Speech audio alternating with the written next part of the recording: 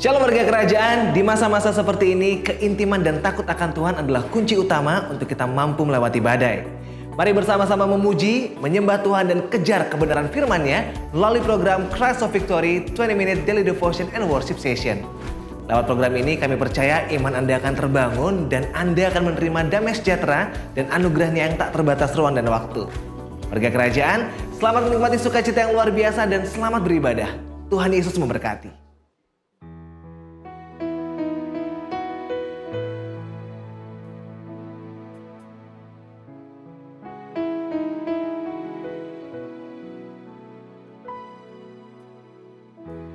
Penuhi hatiku dengan hadir-Mu. Ku rindu memandang wajah-Mu, oh Tuhan, di dalam kekudusan-Mu. Bawaku dekat dalam hati-Mu. Ku rindu mendengar suara-Mu, oh Tuhan, di tempat kudus-Mu sekarang. Rasakan kasih-Mu dan indahnya kekudusan-Mu, penuhi dengan kasih-Mu, diam di hadirat-Mu. Ku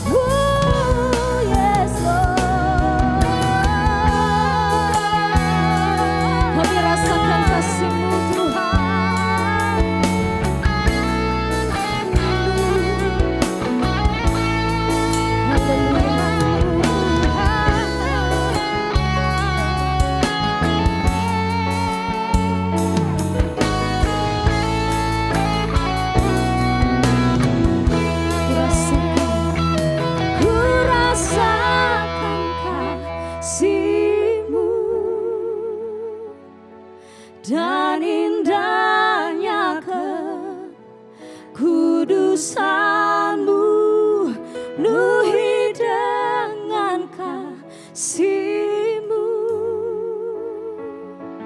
Diam di hadirat-Mu, ku mengangkat tanganku dan ku bersyukur menyembah-Mu, penuhi dengan kasih-Mu. Diam di hadirat-Mu, diam di hadirat-Mu, diam di hadirat-Mu, diam di hadirat-Mu. Shalom warga kerajaan. Saat ini kita akan belajar bersama-sama untuk mengetahui apa itu sesungguhnya hikmat. Menurut Kamus Besar Bahasa Indonesia KBBI, di dalam kamus dikatakan bahwa hikmat adalah kebijakan, kearifan, atau kebijaksanaan. Penting sekali orang hidup memiliki yang disebut dengan kebijaksanaan. Karena kebijaksanaan adalah kemampuan untuk melihat hidup dari sudut pandang Tuhan, bukan sudut pandang kita manusia, dan kemudian mengetahui tindakan yang terbaik untuk diaplikasikan, dilakukannya. Dan hikmat bukan disebabkan karena kita memiliki pendidikan yang tinggi. Sebab ada begitu banyak ahli-ahli. Mereka yang memiliki gelar profesor, doktor, atau apapun. Tapi mereka tidak hidup di dalam hikmat yang Tuhan inginkan. Ada profesor, ada ahli paru-paru, tapi terlibat dengan rokok. Ada dokter ahli penyakit dalam, tapi terlibat dengan alkohol, kecanduan. Dan itu bukan hikmat. Tetapi hikmat yang sejati bukan karena memiliki pendidikan yang tinggi, tapi karena pengenalan akan firman Tuhan. Firman Tuhan ya dan amin. Langit bumi akan berlalu, tetapi perkataanku tinggal tetap dan tidak akan mungkin berlalu. Saya akan mencoba memberikan akronim atau singkatan apa itu hikmat. Kita mulai dengan kata H. Dan ini diambil daripada kitab Yakobus, yaitu Yakobus pertama dan juga Yakobus pasal yang ketiga. Pertama, H. H adalah singkatan dari hasrat yang kuat. Bagaimana kita mau mendapatkan hikmat? Alkitab mengatakan dalam Yakobus 1 ayat 5, tetapi apabila di antara kamu ada yang kekurangan hikmat, hendaklah ia memintakannya kepada Allah, yang memberikan kepada semua orang dengan murah hati dan dengan tidak membangkit-bangkit, maka hal itu akan diberikan kepadanya. Harus memiliki hasrat yang kuat, ya. Ada kerinduan untuk minta kepada Tuhan. Yesus pernah berkata kepada murid-muridnya, "You have not because you ask not." Kamu tidak punya karena kamu tidak minta. Berapa banyak kita seringkali membutuhkan hikmat dalam perjalanan hidup kita di dunia ini. Maka Alkitab mengajar kita, miliki hasrat yang kuat. Minta itu kepada Tuhan, sang sumber hikmat. Saya percaya kalau Tuhan mengatakan firman-Nya supaya kita meminta. Kalau kita minta sesuai dengan firman dan meminta hikmat adalah sesuai dengan kehendak-Nya, saya yakin kita tidak akan pernah menjadi orang bodoh lagi. Tapi kita akan menjadi orang-orang yang disebut orang yang berhikmat. Karena kita memiliki hasrat yang kuat untuk minta pimpinan Tuhan. Dalam setiap keputusan kita ambil, hikmat Tuhan diberikan kepada kita. Lalu kemudian setelah hasrat yang kuat, kita akan melihat lagi tentang I-nya. I adalah iman yang teguh.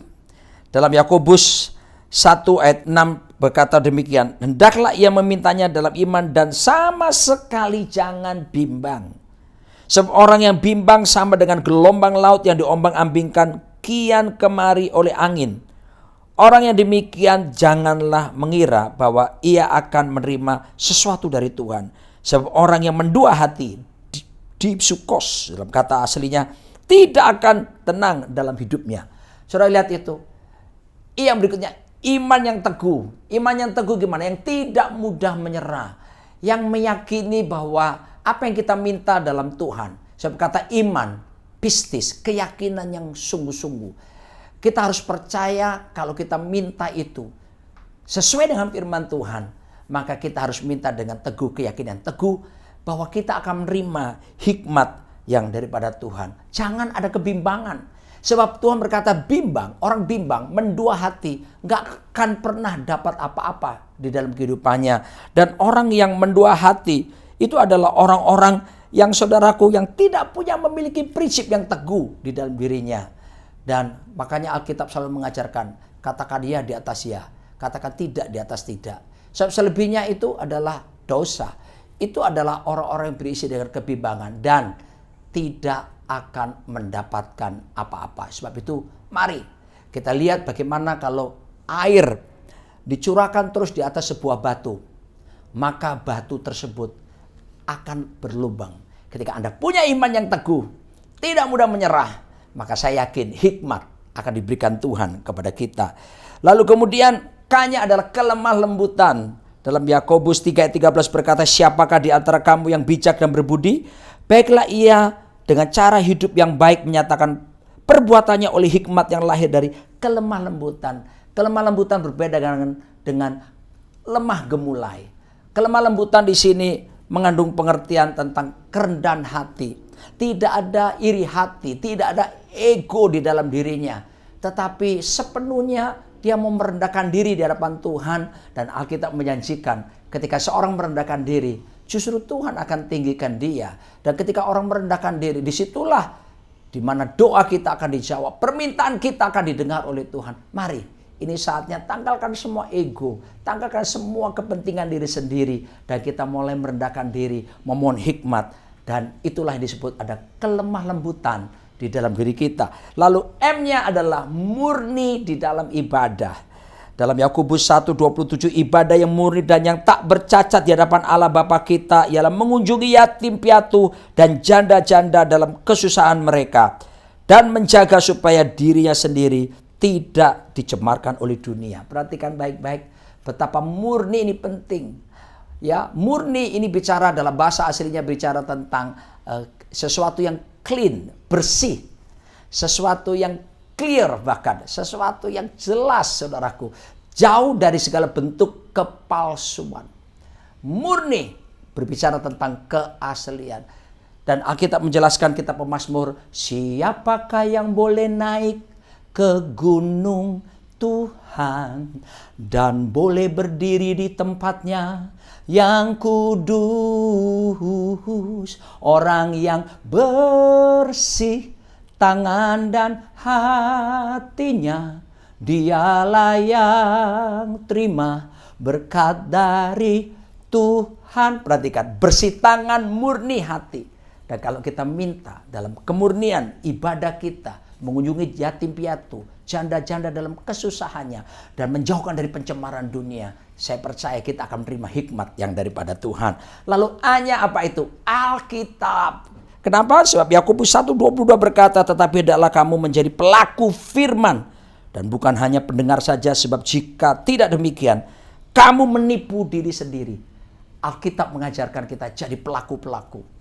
Dan memang sebetulnya hikmat akan diberikan kepada kita apabila kita hidup mau mentaati, submit, tunduk kepada kebenaran firman Tuhan yang dinyatakan dalam hidup setiap kita. Itulah Alkitab. Langit bumi berlalu, perkataan Kristus firman tidak mungkin berlalu. Karena Alkitab firman itu yang kita dengar, iman kita dibangkitkan. Dan yang terakhir adalah T, takut akan Tuhan. Dan Amsal berkata, Amsal 1 ayat 7, takut akan Tuhan adalah permulaan pengetahuan, tetapi orang bodoh menghina hikmat dan didikan. Amsal 9 ayat 10, permulaan hikmat ialah takut akan Tuhan, dan mengenal yang Maha Kudus adalah pengertian. Takut Tuhan adalah kesediaan untuk dikoreksi oleh Tuhan setiap waktu. Bukankah itu ada dalam sistem pemerintahan kerajaan Allah? Di mana mengizinkan Yesus, pengaruhnya dinyatakan dalam kita, di antara kita dan bersama kita. No space for sin. Tidak ada ruang buat dosa lagi. Berapa banyak di antara kita yang berkata, Tuhan penuhi saya dengan hikmat-Mu. Mari saya akan berdoa kepada saudara. Saya yakin Tuhan akan menyediakan hikmat bagi setiap kita. Tuhan, hamba berdoa bagi setiap kami yang hari ini merasakan kekurangan hikmat. Seperti perjanjian-Mu. Kami minta kepadamu supaya dengan hikmat ini, selaras dengan kebenaran firman-Mu, kami menjadi jawaban bagi dunia ini. Kami diberi karunia untuk menimbang dan memutuskan dengan benar sesuai dengan kehendak-Mu. Dalam nama Yesus. Amin.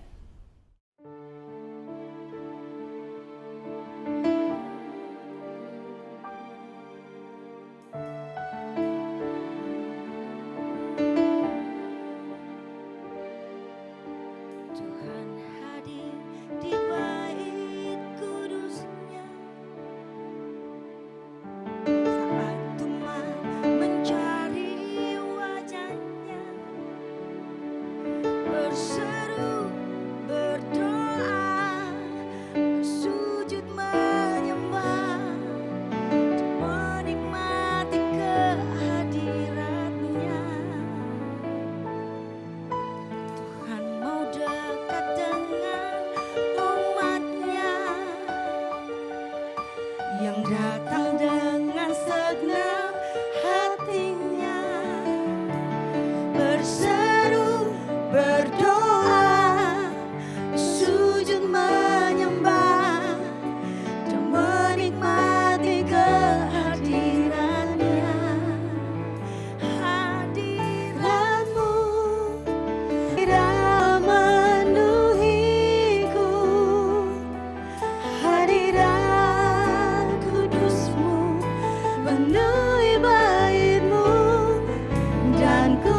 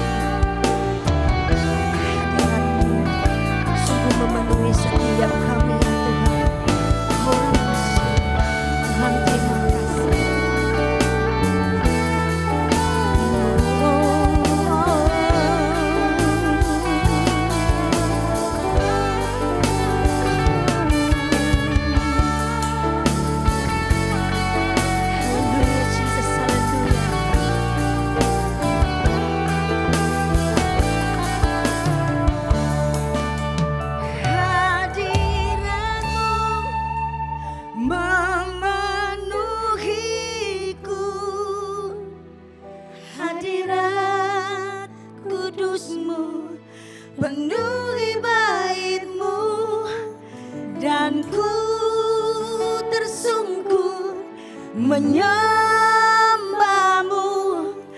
Yang ku nampak hanya kemuliaan-Mu, hadirat-Mu.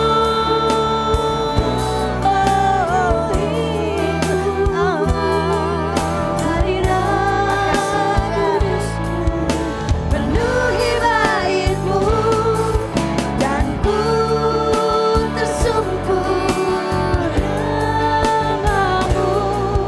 Yang ku nampak hanya kemuliaan-Mu, hadirat-Mu.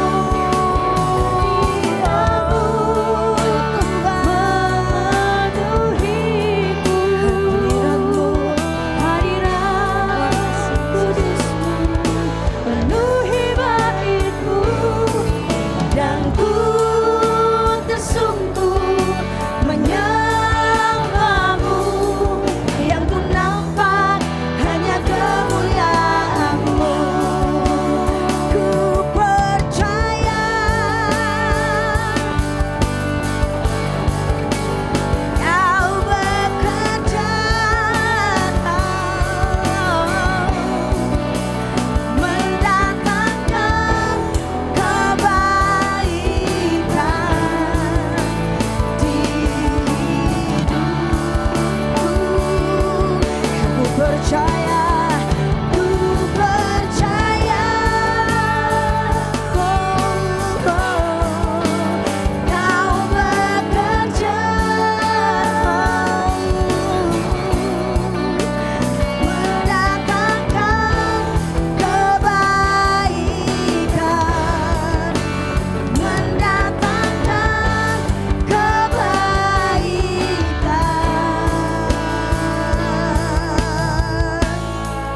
Kuasa-Mu terlebih besar, Tuhan.